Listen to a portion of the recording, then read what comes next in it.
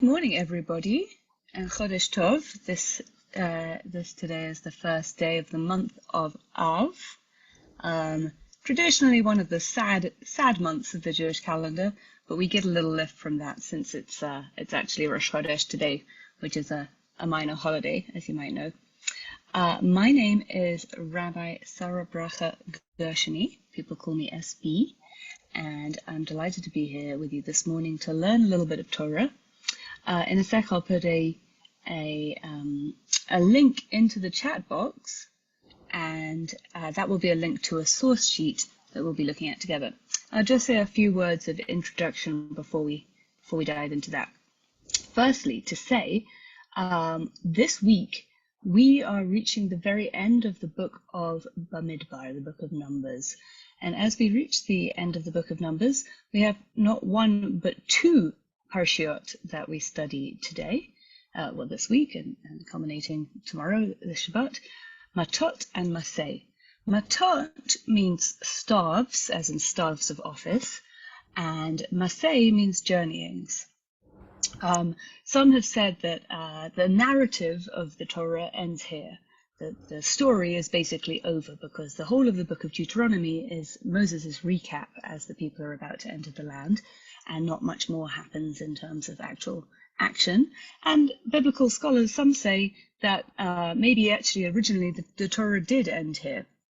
So you could think of this as actually an ending point to the whole cycle. As I said, it's a double parsha, Matot-Masei, and interestingly, excuse me, this parsha is, as you may know, there are a number of parshiot that sometimes get doubled and sometimes are split apart, mostly depending on whether or not it's a leap year. Matot and Massei are doubled more often than any other parshas. So what is it all about?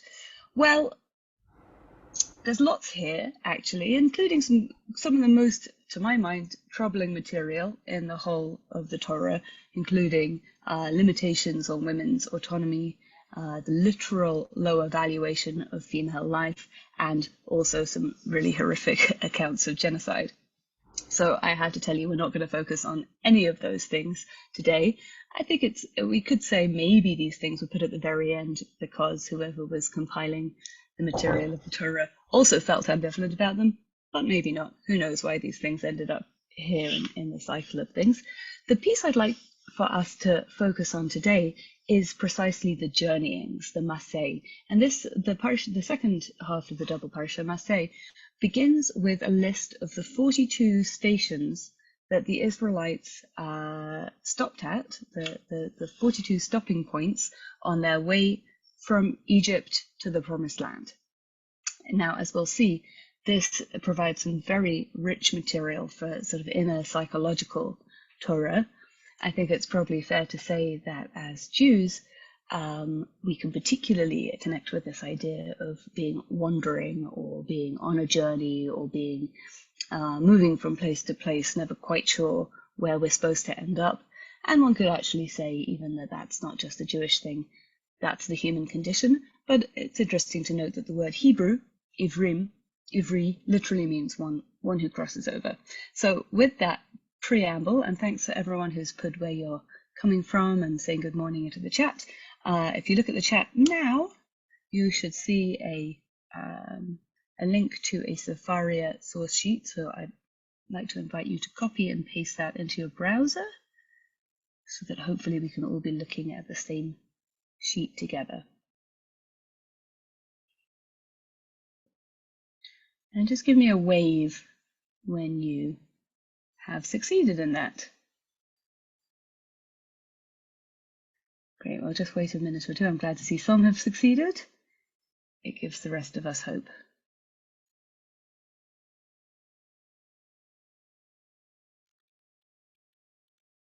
Now, of course, this is a 45-minute class, so we're not going to be reading all of these sources together, but I do hope that they, you might, if you feel so inspired, take a look at the rest of these sources or dive deeper in outside of the time that we have together this morning. So just before we continue, I'll give a a very brief plug, which is to say, as we enter the month of Av, as I've mentioned, it's a sad month, and actually you'll notice that that the passage that's at the beginning of Parashat Matot-Masei, I did post it. It's I'll post it again. Do you see that? It's great, thank you, Danielle. We see actually in the text of this week's parsha that Aaron is said to have died today on Rosh Chodesh Av, so we're lifted by his memory. But also, as we get to Av, which contains the saddest day of the Jewish calendar, the day on which we commemorate all of the tragedies and destruction that have befallen the Jewish people, on the 9th day of this month, at the same time, paradoxically, as we reach the very lowest point of the Jewish calendar, we're beginning our climb towards the high and holy days of the New Year season.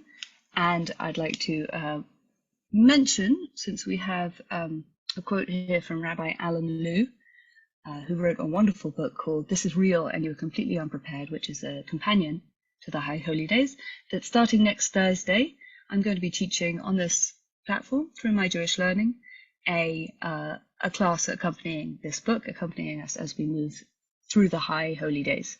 So maybe Ben can actually put the registration link into the chat for us. But there's a little plug for that. We're kind of emotionally and spiritually already beginning to prepare for that great journeying. Here on our source sheet, number 3, I've quoted Rabbi Alan Liu where he says, here is the $64,000 question. Why do all these biblical figures, he was talking about Abraham, but there are many others, why do all these biblical figures have to leave home in order to find a home, in order to leave again? More to the point, why do we?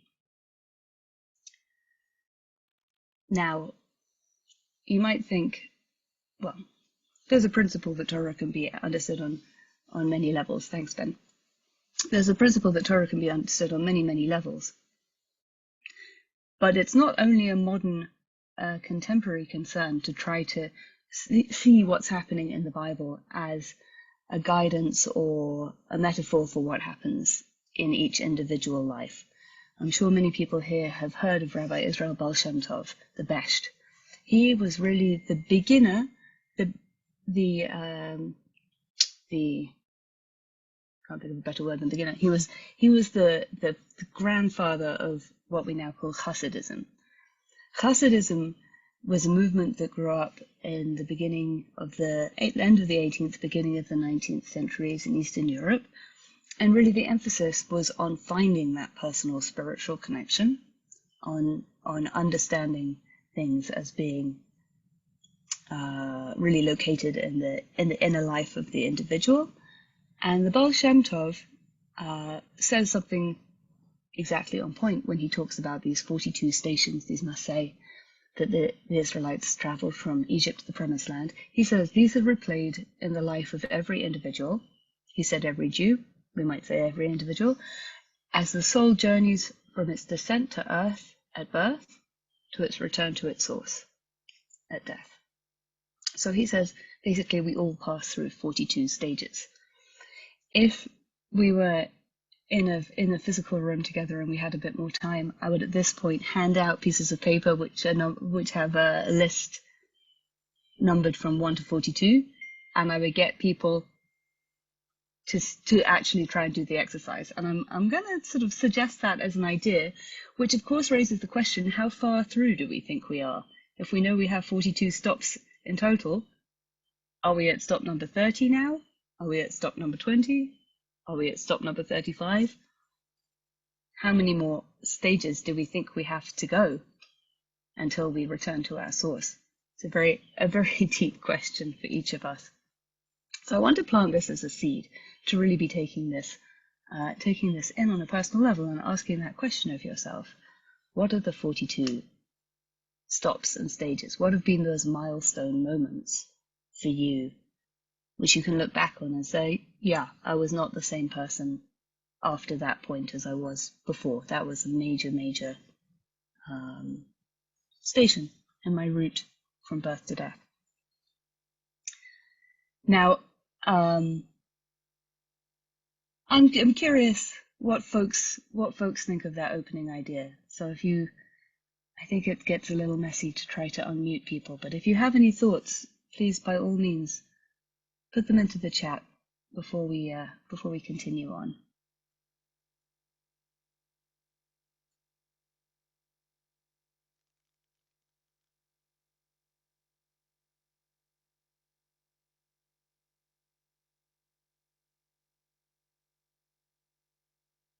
Each stop is a metaphor, says Ayala.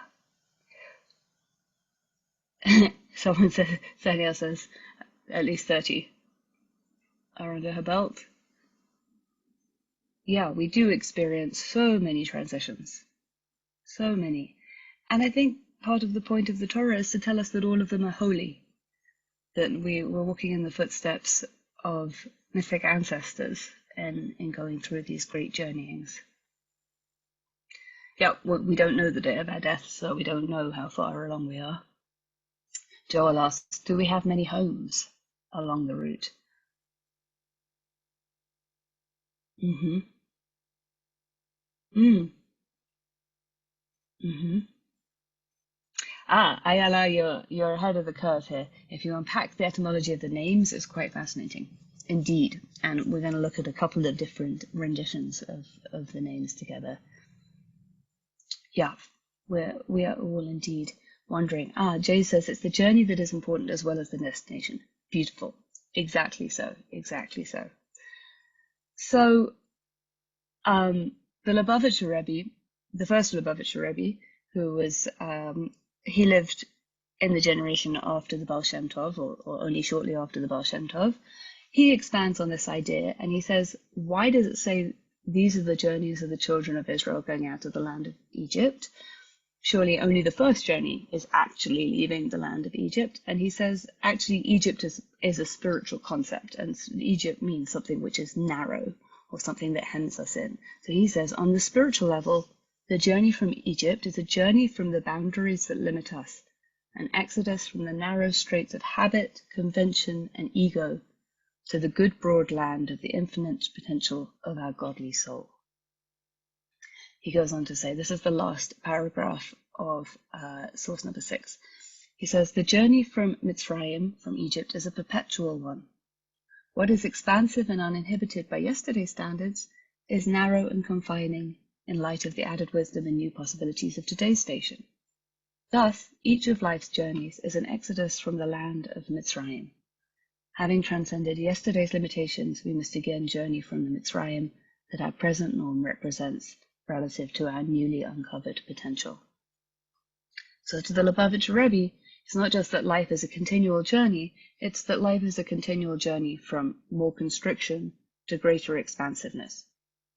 And that even what is expansive one day can become constricting as we develop more and we grow and we're ready to move on beyond that point.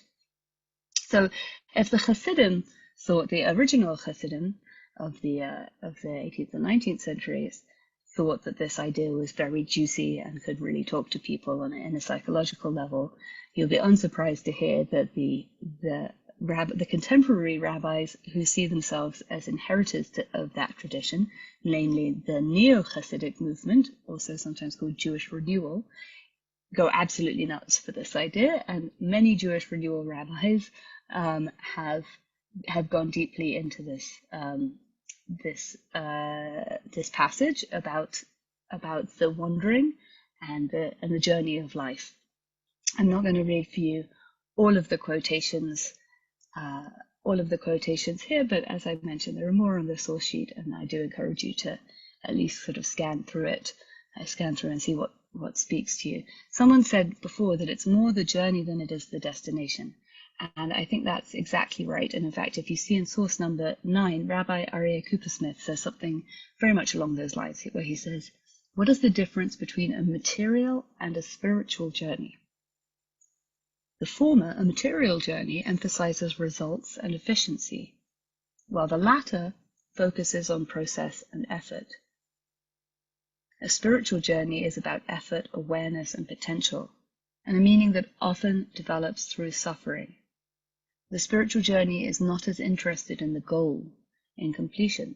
Indeed, sometimes the goal gets in the way of the present and inhibits alertness and awareness of our reactions. So I want to open that up as a question. Do you feel that's true? That a spiritual journey is less concerned about the ultimate destination than it is concerned about the journey? And what might be the ultimate destination other than to say, eventually we die and our souls presumably return to source? What is this journey trying to teach us, do you think?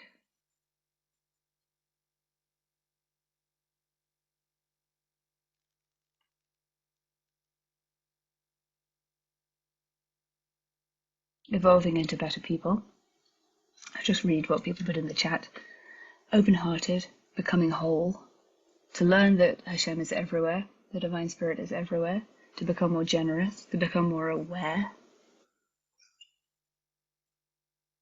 What do you think? Everyone can chime in. What is the purpose of this spiritual journey that we're on? To live in the image of God, and perhaps to see everybody else as being in the image of God, to be kinder to each other, to be connected with our source. If you open yourself, say Warren and Phyllis, you don't know where it will take you. So it's a mystery. This journey is a mystery, and it's designed to be a mystery. To see God's presence in every other person. Learning about ourselves, learning the importance of our connection with our roots, attempting to do God's will on earth, to become more God-like. Somebody points out this might not just be one lifetime. This might be like the soul's, the lifespan of the soul, which could be many, many, many human lifetimes.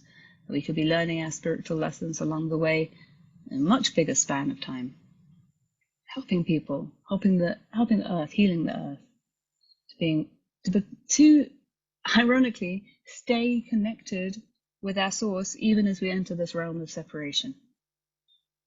To prepare us for the next world. Indeed, that's a classic rabbinic perspective, that this world is merely an antechamber in preparation for the next.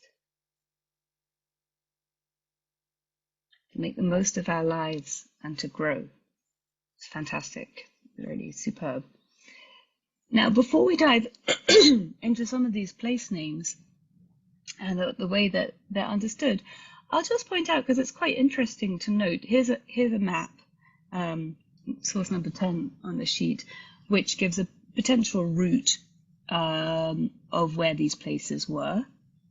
I've seen this map a number of times. I think this is sort of considered to be fairly authoritative. It's not coming out of nowhere. And you'll see firstly that actually the Israelites followed the coast pretty much. They're following the coast of the Sinai Peninsula. And then as you can see, there's like a little loop on the west side of the Jordan, and then they go around onto the east side of the Jordan River, and that's where the book of Deuteronomy takes place, up sort of in the top right corner, looking over into the land of Israel. Now, something else that's interesting to notice is we know that the Israelites were wandering for 40 years, and we know that there are 42 stops, but actually the distribution was not at all regular.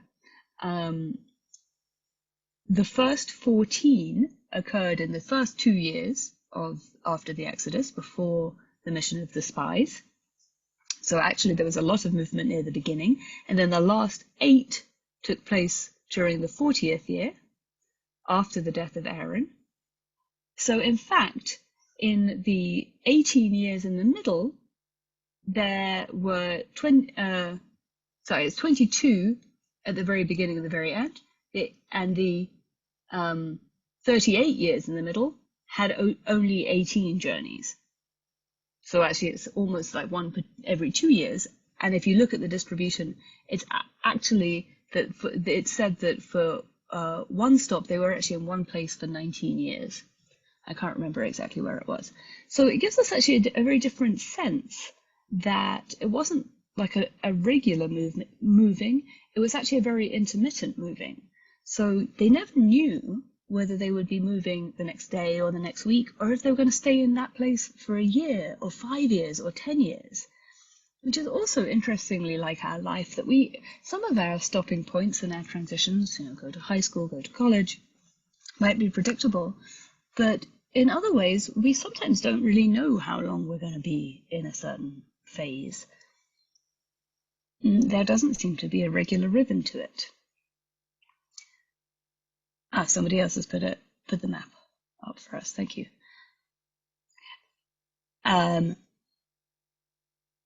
Indeed, so as Tanya has pointed out, the idea was that only the children who had gone out of Egypt were able to go into the Promised Land, that all of the adults, all the people aged 20 and older at the time of the Exodus, their consciousness was too contracted. They were not able to make the necessary change to become really free people. Now,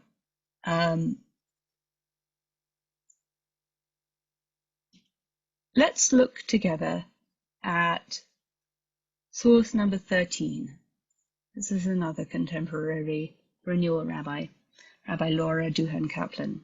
And she points out that actually there's no such thing as a direct translation or a simple translation of any Hebrew word, because every Hebrew word can have multiple meanings. She says this is because we don't have enough word roots. Every root has to do at least double duty. I'm not sure I agree. I think that they're deliberately paired so that the root meaning to camp also means grace, because there's a sense of resting, or a settling of a benevolent presence in a place. I think that actually is the same meaning. And face shares a root with inside. I think, again, that's not really a difference. Our face has an inside, after all, as well as an outside. But as she points out, place names grow out of these ordinary verbs and nouns, so they too have many meanings. Plains can be read as blending or responsibility. Jericho is the fragrant place of the moon. So she says, with a different translation, the same words tell of a different journey. A mystical one, perhaps. A spiritual one. So I give this as preamble because we're about to look at a couple of different renditions of these place names. I put the Hebrew on the right-hand side so that those who have some facility with Hebrew can cross-reference and see whether you think it's a good translation or whether you would suggest something else. Sources number 14 and 15 are two different renewal rabbis' renditions of this list of place names. Unfortunately, I only had a partial list from Rabbi David Wolfblank, Zichrono Livracha, who I think was the first person to undertake this task. He did this in the mid-90s. Since then, and that's source number 14, source number 15 is by Rabbi David Zaslow, and I believe this is a big project of his. He's actually written a whole book about the 42 place names and what they mean and how they map to the inner spiritual journey. So I'll find you the link. I have his book as an ebook. I'll put it into the chat in just a second. But I want to take 3 minutes now, 2 minutes, 3 minutes, to let people read these list of place names for themselves. So take a look at sources number 14 and 15 and just read it with an open mind and see what comes through for you as you take a look.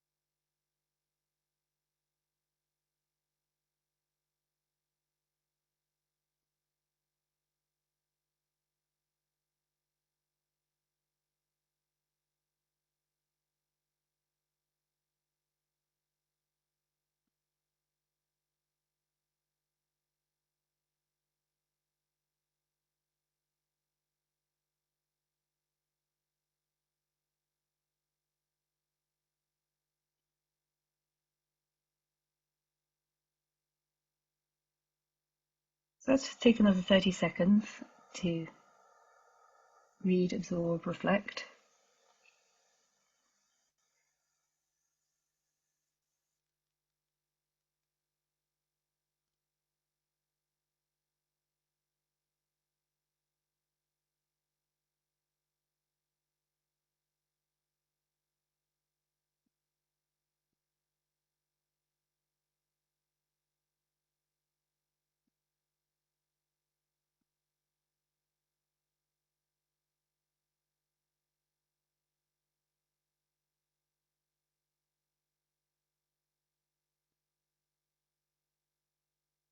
So what do you think? What comes up for you looking at this list?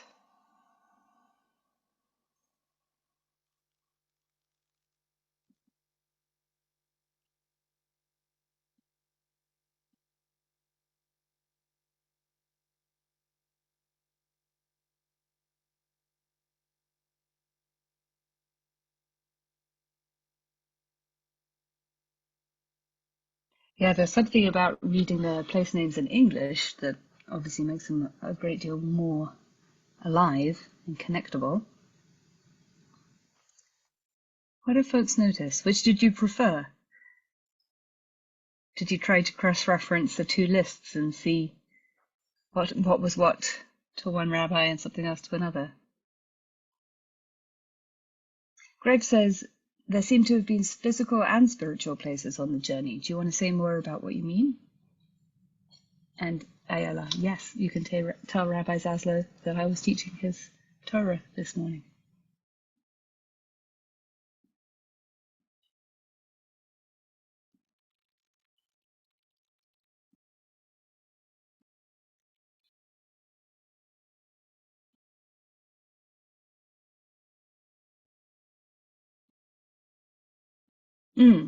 So Tanya seems as perhaps expanding on Greg's idea, saying that the divine is contrasted here with the earthly and temporal.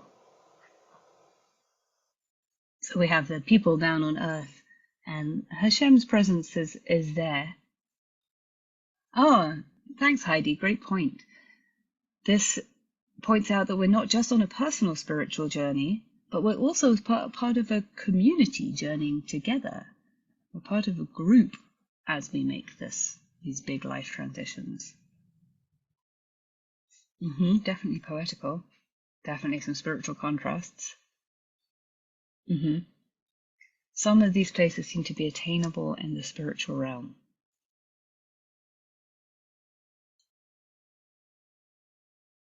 Okay, unfortunately, I can't quite work out. I do have Rabbi Zaslow's book as a PDF, but I can't work out how to put it into the thing. Maybe that's not possible.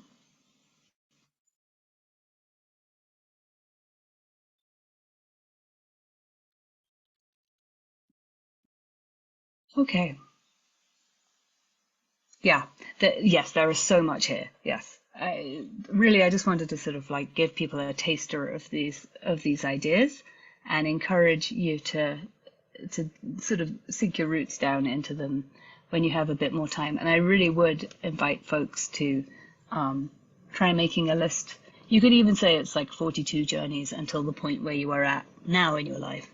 Or you could just start from number 1 and see how many like major way stations you've been to, see where you get up to, and not worry too much about the number 42. But I think it's a very interesting question. What have been our stopping points? What have been our way stations in the journey of life thus far? Exactly, Jay. Some of our spiritual journeys involve short stops and some are longer stops. And the short stops may be just as significant as the longer ones. Absolutely so. Absolutely so. Oh, good. Thank you, Ayala. Yes, you can write you can write to Rabbi Zaslow at shalomrav@aol.com if you'd like him to send you a copy of this.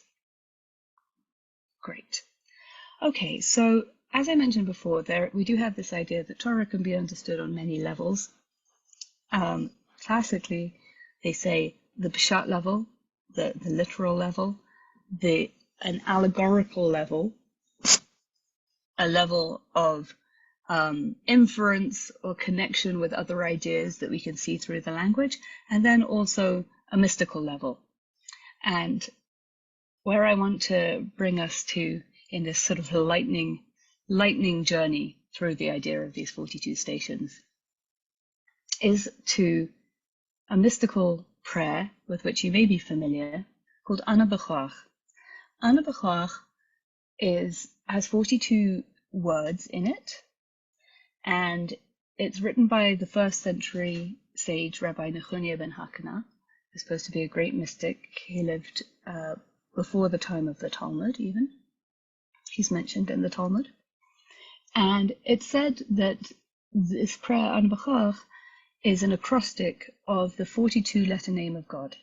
So even though the prayer itself forms a very beautiful poem, a poem whose translation I actually didn't put into the thing, that is my failure. I will try and find a translation right now and put it in to the chat.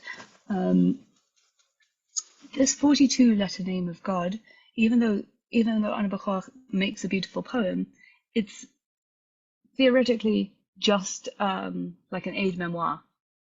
The words of the poem are sort of incidental because it's really just that each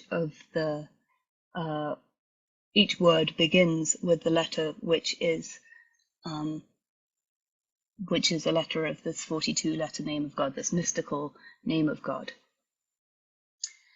Now, unsurprisingly, and here, if you look at source number 18, you'll see at the bottom, I've put Rabbi Dov Pinson. He's a contemporary Hasidic rabbi. He lives in New York. I've put a link to his website right there, where he goes into great depth and detail about Ana B'Choach. So anyone who's really interested in exploring this amazing prayer and amazing practice and teaching, please dig in. He gives a great deal to us. I think the thing that really ties it to the idea of the wanderings in the wilderness is that this prayer is said to be a prayer for transition. They say this is the song of ascents.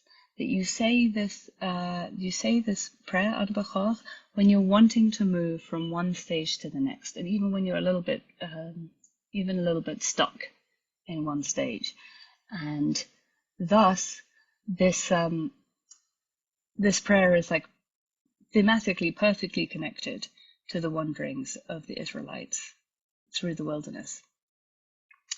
Now, when I was looking before, I saw he had a translation of what the poem actually means, which I think would be helpful to share with you because it's very beautiful. I'm trying to find it. If anybody else has a translation of Ana B'Choach, please drop that in. I'm not finding it right now, which is too bad. Okay, so you may have noticed also that there's even Ana B'Choach is the name of the prayer, and here is Rev Dov Bear's website.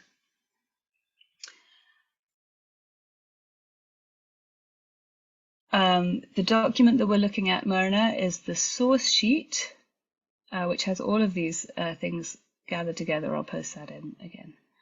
I'm sorry this is such a sort of lightning dash through these ideas. Just want to give you some tasters. Hopefully something is juicy for you. You can go away and nurse on it a little more.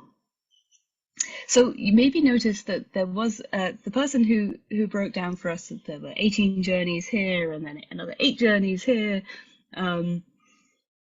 also said that the Israelites backtracked 7 times when they were trying to bury Aaron, which is also interesting because the prayer Ana B'Choach has 42 words, but then it has an extra 7 at the end, because traditionally when we hear the name of God, what we say in response is Baruch Shem Kavod Malchuto Le'olam Va'ed. We say it after we say the Shema, for instance. We say it various other times. Baruch Shem Kavod Malchuto Le'olam Va'ed is a response to hearing the divine name. So after we say the prayer Ana B'Choach, we say at the very end, Baruch Shem Kavod Malchuto Le'olam Va'ed. So this is another interesting parallel with the wanderings in the wilderness, because there were 42 steps, 42 proper stages, but then another sort of 7 which are connected to them. So you can see why the mystics get excited about connecting Ana B'Korach to these stages of the Israelites' journeys in the wilderness, in the Midbar.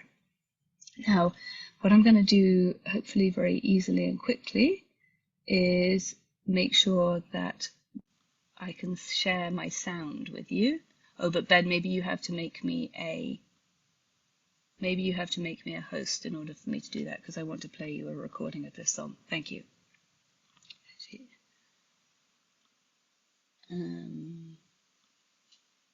Computer audio. Okay, we're going to listen now. And then we'll have 5 minutes for reflections before we close. We're going to listen to a recording of Ana B'Korach. This is from the Jewish renewal community of Jerusalem, Nava Tehillah, who have created a vast amount of really beautiful music. I put the YouTube link to the same song being played live. Here's the studio produced version. So I encourage you. Someone's put the words, the English words, into the chat. I encourage you to take a look as we listen to this song.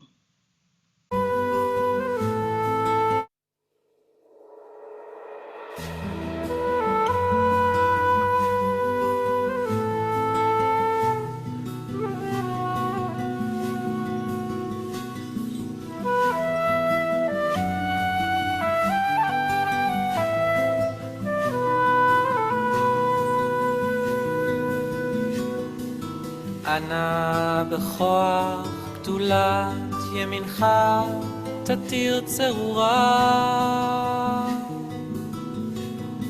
קבל רינה תמך סגבנו טהרנו נורא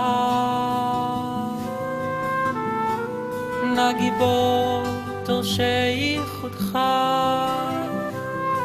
כבבת שומרי ברכם, טהרם, רחמי צדקתך, תמיד גומלם. חסיד קדוש ברוב טובך, נהל עדתך. יחיד גאה לעמך, פני זוכרי קדושתך. שבתנו קבל ושמע צעקתנו יודע תעלומות אנא בכוח גדולת ימינך תתיר צרורה קבל רינה תמך סגבנו טהרנו נורא נא גיבור דורשי ייחודך כבבת שומרי ברכם טהרם רחמי צדקתך תמיד גומלם קדוש ברוב טובך נהל עדתך יחיד גאה לעמך פני זוכרי קדושתך שבתנו קבל ושמע צעקתנו יודע תעלומות ברוך שם כבוד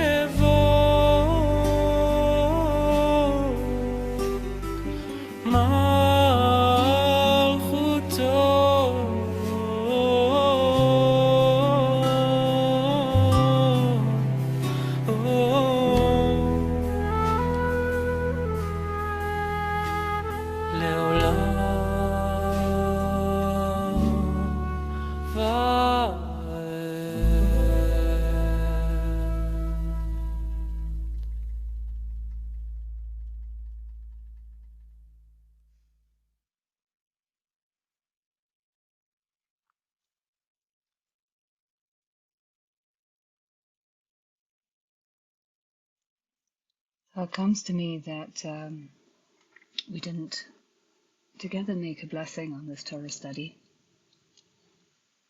I learned recently that you can make a blessing after the meal for as long as you're still feeling nourished by that food. So same goes for our Torah study. We're still right in the moment of this nourishment. So let's make a blessing together to sanctify this learning. And with this also the kavanah, the intention that in learning of the journeyings of our ancestors, we find the spiritual resource to understand the deeper meanings of our own journeys. And with the power of the prayer and the b'choach, we can ascend to whatever new places we need to get to, even if things have been holding us back.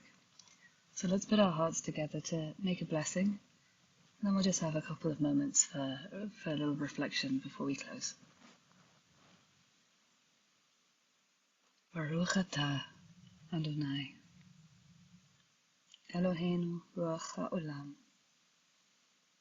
asher kitshanu b'mitzvotav v'tivanu la'asok b'divrei Torah. וערבנו אדוני אלוהינו את דברי תורתך בפינו ובפי עמך בית ישראל.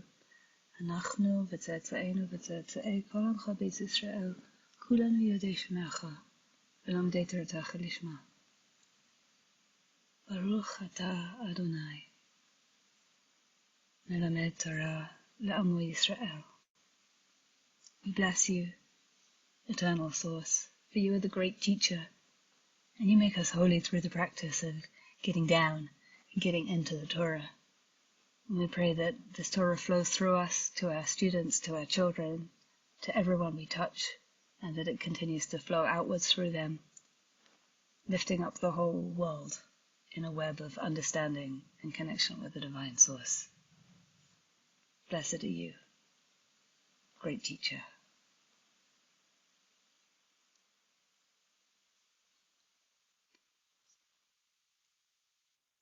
So let's all say Amen.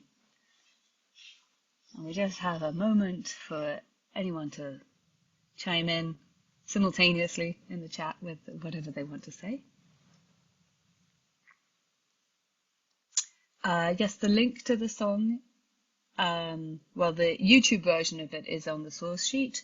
On Spotify, which is where I was playing it from, it's from Nava Tehila's third album, Havaya. Is that true? Yes. Is that true?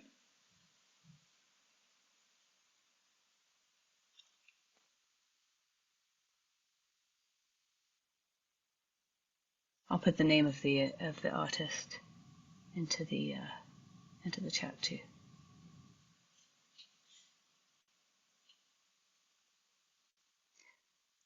So thank you everybody so much for being willing to just dip a toe into this water, so to speak, or put your foot in the desert for a little while together.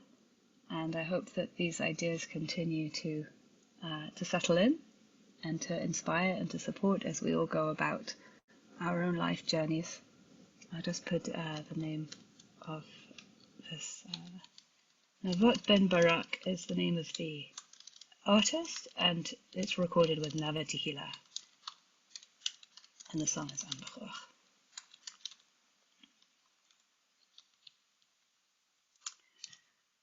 So thank you very much, Tanya. I'm glad this is real, and I want to plug again that what's going to be very real is our spiritual preparation for the High Holy Days. Certainly my hope and intention for this class is it's going to be interactive, and there are going to be exercises and reflections to help us all get ready for the High Holy Days. It's wonderful to be in a group. I'm posting the link to register again at the bottom. Oh, thank you, as did Ben just now. It would be wonderful to be with you. Our first class is next Thursday morning, and then we don't have another one for a couple of weeks. We're going to be every week from the week before Rosh Hashanah through to Sukkot, but until then it's every couple of weeks. So I really hope that some folks from here will come join us. And I see that Eric is raising his hand. Ben, what do we do? Do we? ask people to It went unmute? down, so that was probably an error. Oh, hand went down. Okay, great. Well, in which case, I will just wish you a Shabbat Shalom and a Chodesh Tov, a great month of Av. We hope always to find lessons of consolation and new direction, even in the hardest of life circumstances. So it was wonderful to be with you today. Thank you ever so much for joining us.